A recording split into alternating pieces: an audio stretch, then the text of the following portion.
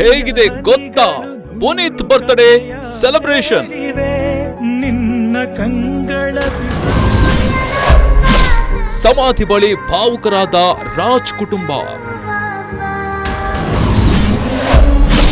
ಅಪ್ಪು ಅಭಿಮಾನಿಗಳಿಂದ ಪುನೀತ್ ಸ್ಮಾರಕ ದರ್ಶನ.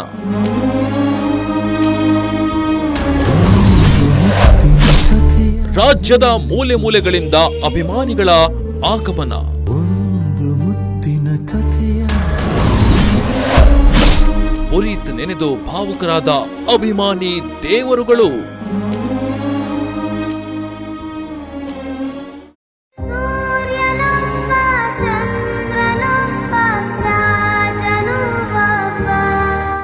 ನಗುವಿನ ಒಡೆಯನಿಗೆ ಹುಟ್ಟುಹಬ್ಬದ ಶುಭಾಶಯಗಳು.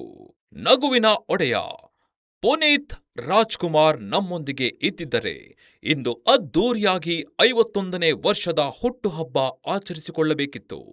ಈಗ ಅವರಿಲ್ಲದೆ ಜನ್ಮದಿನ ಆಚರಿಸುವಂತಾಗಿದೆ.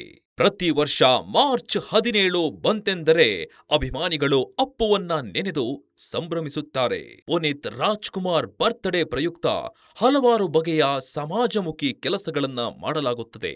ಈ ಬಾರಿ ಕೂಡ ಅದು ಮುಂದುವರಿದಿದೆ. ಅಪ್ಪು ಅಭಿಮಾನಿಗಳು ಅನ್ನದಾನ, ರಕ್ತದಾನ, ನೇತ್ರದಾನ, ನೋಂದಣಿ ಸೇರಿದಂತೆ ಅನೇಕ ಬಗೆಯ ಕಾರ್ಯಗಳನ್ನ ಮಾಡಲಾಗುತ್ತಿದೆ. ಸೋಷಿಯಲ್ ಮೀಡಿಯಾದಲ್ಲಿ ಕೂಡ ಪುನೀತ್ ರವರಿಗೆ ಜನ್ಮದಿನದ ಶುಭಾಶಯ ಕೋರುವ ಮೂಲಕ ಸ್ಮರಿಸಲಾಗುತ್ತಿದೆ. ನಿನ್ನ ಕಂಗಳ ಬಿಸಿಯ ಹನಿಗಳು ನೂರು ಕಥೆಯ ಹೇಳಿವೆ. ಕನ್ನಡ ಚಿತ್ರರಂಗಕ್ಕೆ ಪುನೀತ್ ರಾಜ್ಕುಮಾರ್ ನೀಡಿದ ಕೊಡುಗೆ ಮರೆಯೋ ಹಾಗಿಲ್ಲ. ಬಾಲನಟನಾಗಿಯೂ ಅಭಿಮಾನಿಗಳ ಮನಗೆದ್ದ ಅಪ್ಪು ಕನ್ನಡ ಸಿನಿಮಾ ರಂಗದಲ್ಲಿ ಯುವ ನಟನಾಗಿ ಗಟ್ಟಿಯಾಗಿ ನೆಲೆ ನಿಂತವರು. ಆಕ್ಟಿಂಗ್, ಡ್ಯಾನ್ಸ್, ಫೈಟಿಂಗ್ನಲ್ಲಿ ಅಪ್ಪು ಅವರಿಗೆ ಸರಿಸಾಟಿ ಯಾರಿಲ್ಲ. ಅದೇ ರೀತಿ ಜನಪರ ಕಾರ್ಯಗಳ ಮೂಲಕ ಕೂಡ ಅವರು ರಿಯಲ್ ಹೀರೋ ಎನಿಸಿಕೊಂಡಿದ್ರು. ಆ ಗುಣಗಳು ಅಭಿಮಾನಿಗಳಿಗೆ ಮಾದರಿಯಾಗಿವೆ. ಕಳೆದ ಶುಕ್ರವಾರ ಆಕಾಶ್ ಸಿನಿಮಾ ರಿಲೀಸ್ ಆಗಿದೆ. ಅಭಿಮಾನಿಗಳಿಂದ ಭರ್ಜರಿ ಪ್ರತಿಕ್ರಿಯೆ ಸಿಕ್ಕಿದೆ. ಆ ಮೂಲಕ ಅಪ್ಪು ಮೇಲಿನ ಅಭಿಮಾನ ಎಂದಿಗೂ ಕಡಿಮೆಯಾಗಿಲ್ಲ ಎಂಬುದನ್ನ ಫ್ಯಾನ್ಸ್ ಸಾಬೀತು ಮಾಡಿದ್ದಾರೆ. ಹಲವು ಕಡೆಗಳಲ್ಲಿ ಈ ಸಿನಿಮಾ ಹೌಸ್ಫುಲ್ ಪ್ರದರ್ಶನ ಕಂಡಿದೆ. ನಟಿ ರಮ್ಯಾ ಸೇರಿದಂತೆ ಹಲವರು ಸಿನಿಮಾ ನೋಡಿ ಅಪ್ಪುವನ್ನ ನೆನೆದು ಭಾವುಕರಾಗಿದ್ದಾರೆ.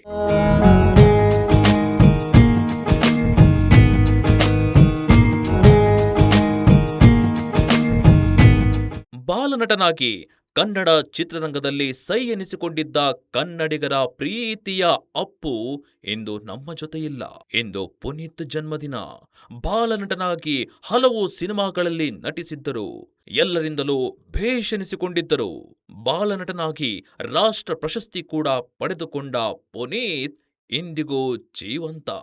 ಪುನೀತ್ ರಾಜ್ಕುಮಾರ್ ಜನ್ಮದಿನವಾದ ಇಂದು ದೈಹಿಕವಾಗಿ ನಮ್ಮೊಂದಿಗಿಲ್ಲದಿದ್ದರೂ ಅವರ ಸ್ಮರಣೆ, ಆದರ್ಶಗಳು ಮತ್ತು ಮಾಡಿದ ಒಳ್ಳೆಯ ಕೆಲಸಗಳು ಎಂದಿಗೂ ಜೀವಂತವಾಗಿದೆ. ಒಂದು ಮುತ್ತಿನ